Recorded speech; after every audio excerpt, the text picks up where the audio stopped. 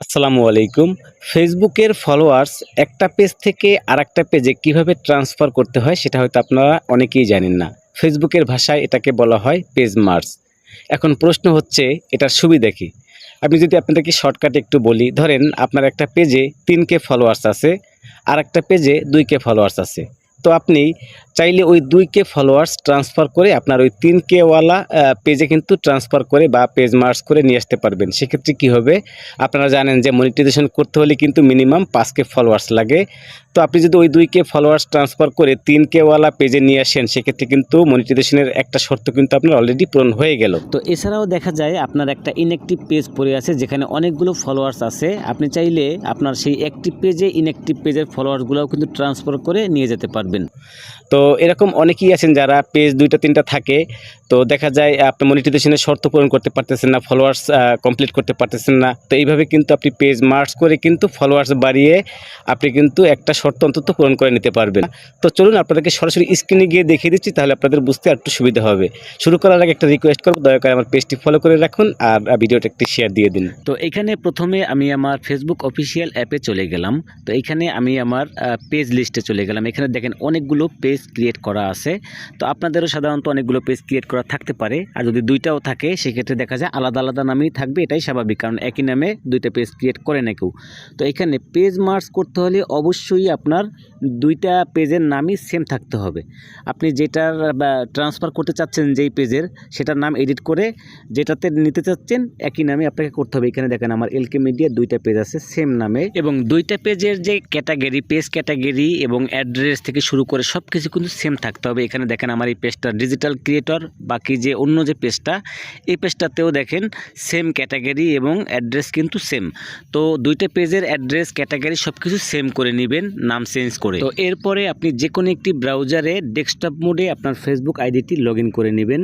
উপরে 3 ডটে টাচ করে আপনি এখান থেকে ডেস্কটপ মোডটা অন করে নেবেন। তো এরপর ফেসবুক আইডি ওপেন হওয়ার পর উপরে প্রোফাইল আইকনে টাচ করে যেই পেজের ফলোয়ার্স আপনি ট্রান্সফার করে নিতে চান সেই পেজটা সুইচ করে আপনারা ওপেন করে নেবেন।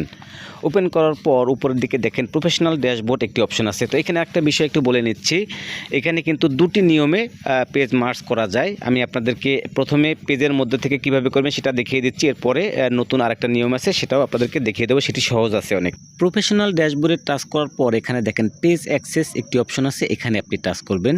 তারপরে নিচের দিকে দেখেন পেজ মার্জ একটি অপশন আছে, এখানে আপনি টাচ করবেন।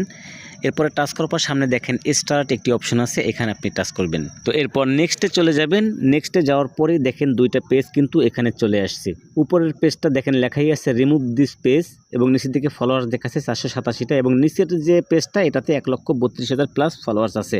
তার মানে হচ্ছে উপরের 487 ফলোয়ার্স ট্রান্সফার হয়ে নিচেরটাতে চলে আসবে এবং উপরের পেজটা ডিলিট হয়ে যাবে। তো এখানে এই বিষয়টা আবার একটু ক্লিয়ার করতেছি, এইভাবে যদি করেন তাহলে অবশ্যই যেই পেজের ফলোয়ার্স আপনি ট্রান্সফার করে নিয়ে আসতে চাচ্ছেন সেই পেজটা কিন্তু আগে সুইচ করবেন।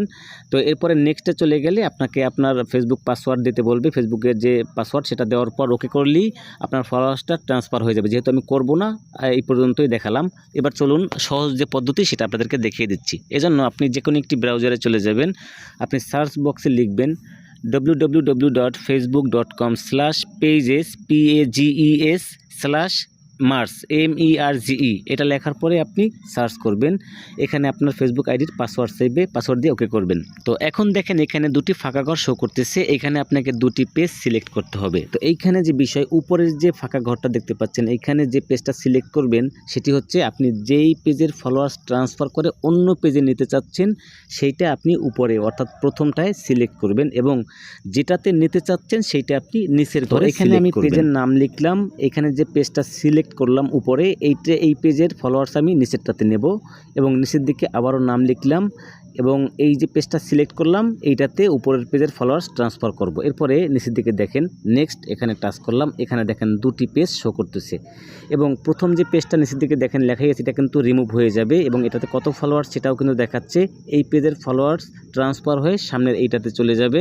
তো এরপরে সামনে দেখেন নেক্সট অপশন, এখানে টাচ করলে কন্টিনিউ করলেই আপনার প্রথম পেজের ফলোয়ার্স ট্রান্সফার হয়ে দ্বিতীয় পেজে চলে যাবে। তো এইভাবেই মূলত এক পেজের ফলোয়ার্স ট্রান্সফার করে অন্য পেজে নিতে হয়। হয় পেজ মার্জ করে। তো আশা করি বুঝতে পেরেছেন বন্ধুরা। ভিডিওটি যদি আপনার কোনো উপকার আসে, ভালো লাগে, তাকে দয়া করে অবশ্যই আমার পেজটি ফলো করে রাখবেন। ইউটিউব চ্যানেলের হলে অবশ্যই চ্যানেলটি সাবস্ক্রাইব করে রাখবেন আর ভিডিওটি একটি শেয়ার দিয়ে দেবেন। ধন্যবাদ সবাইকে।